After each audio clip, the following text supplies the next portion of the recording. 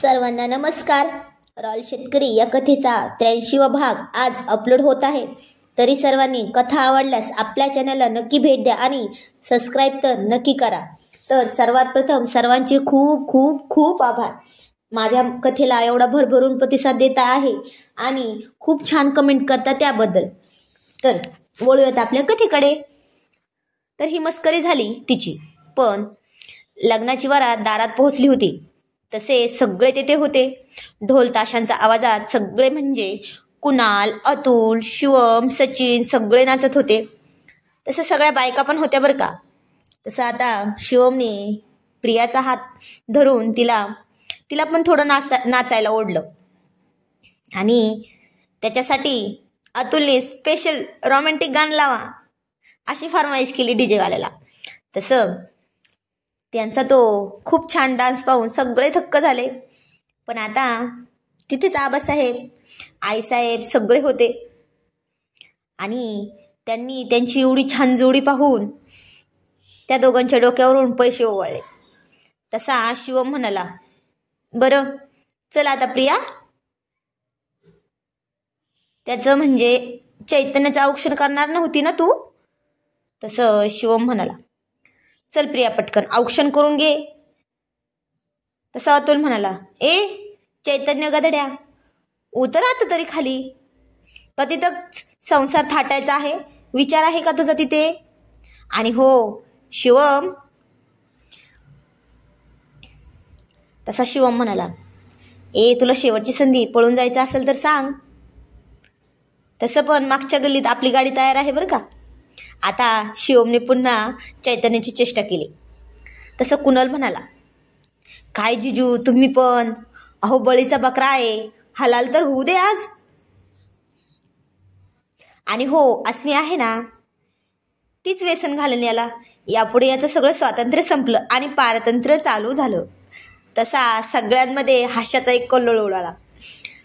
आता शिवम फेटा सावरत म्हणाला, ए उतरवा रे त्याला खाली लवकर, नाहीतर ती बिचारी घोडी नवदेवाचं ओझं खूप झालं म्हणून पुढच्या लग्नात जायचीच नाही.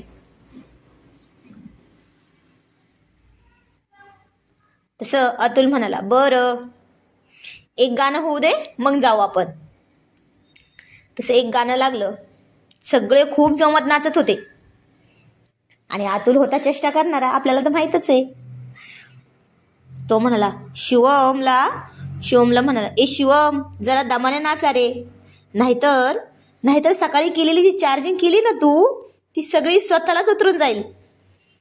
आता ते ऐकून शिवम प्रियाला पाहून हसून डोळा मारत म्हणाला आणि तिने पण चेहरा लपवून घेतला, दुसरीकडे पाहायला लागली.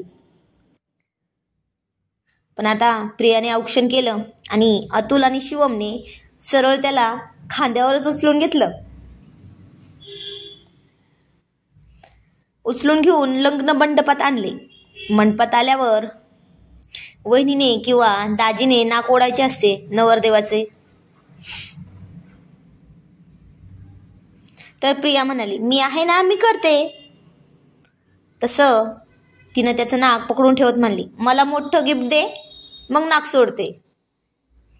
तसं चैतन्याची आई म्हणली, चैतू हे गिफ्ट दे तुझ्या ताईला. ते दिलं. तसं त्याचं नाक पटकन सोडलं तिने पण. मग आता अस्मीला लग्न मंडपात आणायचे होते, पण मामा हवेत ना. पण एक व्यक्ती जी साधारण आबासाहेब यांच्याच वयाची होती बरं का, आणि ती अस्मीला तिला उचलून घेऊन आली. सगळ्यांना माहीत होतं कोण आहे ती, पण प्रियासाठी ती व्यक्ती नवीनच होती.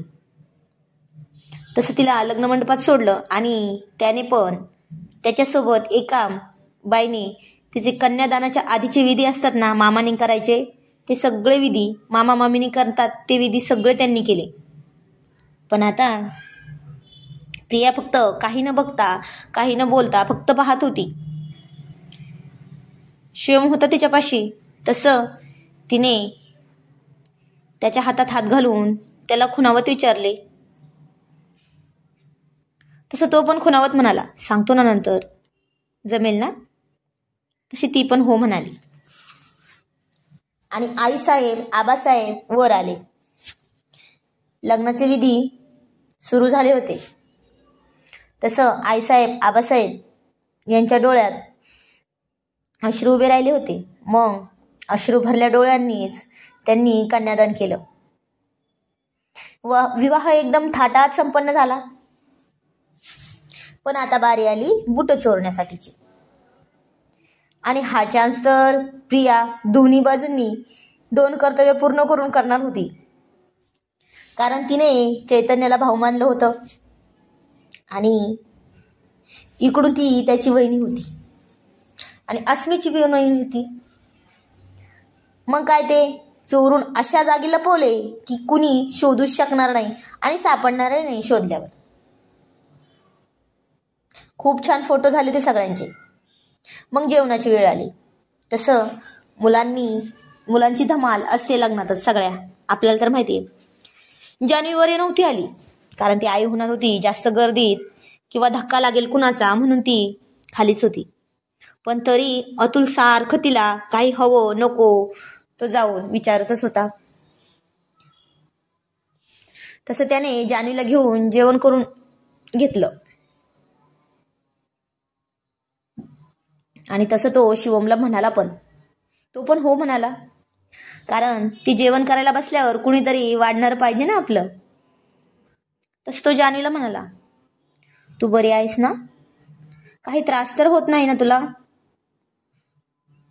ती म्हणाली, हो मी तर बरी आहे, पण मला ना. तो म्हणाला, पण मला काही हवं आहे का?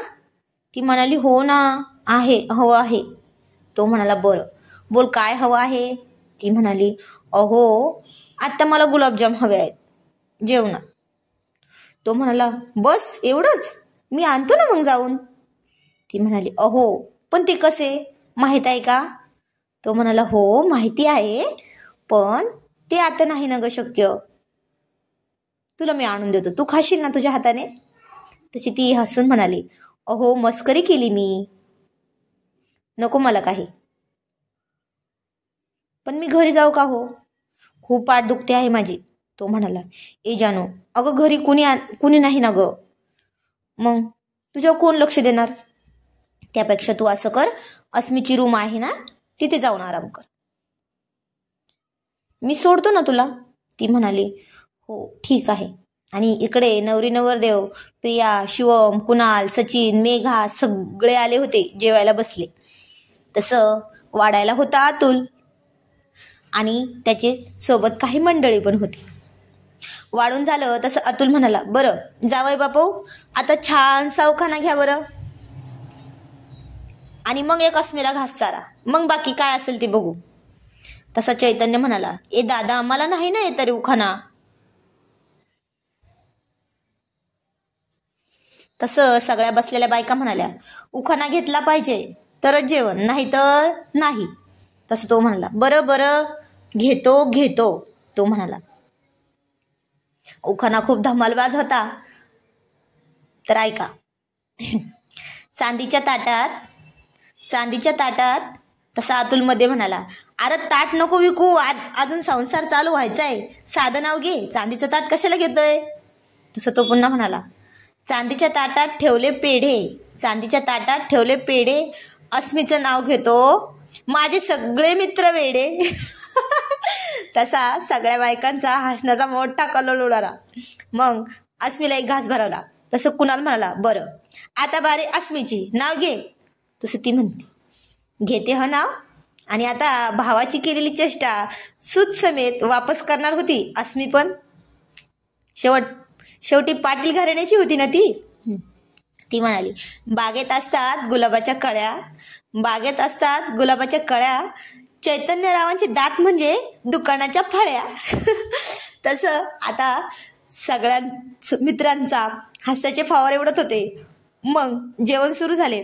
अतुल वाडेकरी होता, मग चेष्टा तर होणारच ना. शिवम म्हणाला, ए अतुल, जावई बापूंना जलेबी वाढ ना, संपली आहे बघ. तो म्हणाला, नको ना दादा, झाले माझे आता. अतुल म्हणाला, का हो? अहो, आजच्या दिवशी ना पोटभर जेवण करून घ्यायचं असते. उद्यापासून ना जेवणाचं ताट कुठल्या रूममध्ये गेलं आहे ते शोधावं लागतं. त्यापेक्षा आजच पोटभर जेवण करा. तसं तो म्हणला. काय दादा तुम्ही पण ना. आणि अतुल म्हणाला शिवमला. आणि शिवमला पण वाढलं. तो म्हणाला, ए मेल्या किती वाढतोस रे? पार पोट फुटायची बारी आली माझी. किती वाढले तू माझ्या ताटात बघ. तसं तो म्हणला, अहो शिवमराजे, तुम्ही तर ताट सोबतच घेऊन हिंडता ना, मग कशाला पोट फुटल? भूक लागली की लगेच त्याच्यात तोंड घालून खायचं, हो की नाही? बरोबर ना? कसं आहे, नवं काही नाही पण नव्यापेक्षा कमी पण नाही ना तुमचं लग्न. आहो, म्हणून तुम्हाला पण ताकद हवी आहे आता. आणि आता शिवमने अतुलला काहीतरी खुणावलं आणि म्हणाला, बरं चला आता तो स्पेशल मेनू आणणार आहे इकडे. असं म्हणून तो म्हणला, आदरणीय जावई बापूंसाठी आजचा स्पेशल मेनू. तसं तो जान्हवीसाठी आणलेले गुलाबजाममध्ये थोडं खारट आणि तिखट टाकून आणलं आणि म्हणाला, हे आमच्या हाताने खायचं असते बरं का जावई बापू. आणि हो, जर तुम्ही पाणी पिलात ना तर आम्ही समजू की तुम्ही अस्मीवर प्रेम करत नाही म्हणून. तसं ते सगळे त्याला चेअरअप करत होते आणि त्याने तो गुलाबजाम खाल्ला. पण कानातून जाळंधूर निघाला संगच. पण पाणी अजिबात पिला नाही बरं का. खूप चटणी टाकली होती त्याच्यात त्यांनी, खूप त्याची मश्करी करण्यासाठी. त्याच्या डोळ्यात पाणी आले तरी तो पाणी अजिबात पिला नव्हता. तसं प्रिया म्हणाली, बरं पुरे हा आता चष्टा, हे घे चैतन्य पाणी प्या. तसं तो म्हणला, नको ताई पाणी नको. आणि अतुल शिवम त्याच्या खांद्यावर हात ठेवून म्हणाला, त्याचं काय आहे ना, तुम्ही जर काही त्रास दिलात ना आमच्या बहिणीला तर गाठ आमच्याशी आहे, हेच दाखवून द्यायचं होतं ह्याच्यातून आम्हाला. असं म्हणून त्यांनी त्याला पाणी दिलं. तो म्हणाला, दादा ही उघड उघड धमकी होती दिलेली की तुम्ही चेष्टा केली माझी? तसे ते पुन्हा हसून म्हणाले, का रे मस्करी केली? बरं घे ना पाणी. पाठवणी पण करायची आहे ना अस्मीची तुझ्या घरी. आणि आता त्यांनी सगळ्यांनी जोडीने दर्शन घेतले. मग बूट शोधायला लागले सगळी रॉयल टोळी. पण बूट सोबत घेऊनच फिरत होती प्रिया. तिला माहिती होतं, कारण तिने बूट तिच्या पायात घोट्याच्या वर बांधलेले होते. तसं ती म्हणाली, बूट हवे असतील तर 51,000 रुपये हवेत, तेव्हा कुठे बूट भेटतील. तसा अतुल म्हणला, ओ वहिनी हे घ्या 500 रुपये आणि विषय संपवा. तशी प्रिया कमरेवर हात ठेवून म्हणाली, हो का, हे पाटलांच्या जावांचे बूट आहेत बरं, ते फक्त 500 रुपयांमध्ये नाही मिळणार, जावा तिकडंच.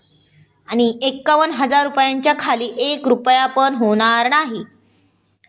आणि आता शिवमने तिच्या बाजूने उभा राहून म्हणाला, अतुल गपगुमाने पैसे दे, नाहीतर तुमची वहिनी बुटासहित नवरीला सुद्धा गायब करेल. खूप डेंजर आहे हा ती. तुझ्या वहिनीचा विषय खूप हार्ड आहे बाबा. बघ तुला काय करायचंय ते. धन्यवाद.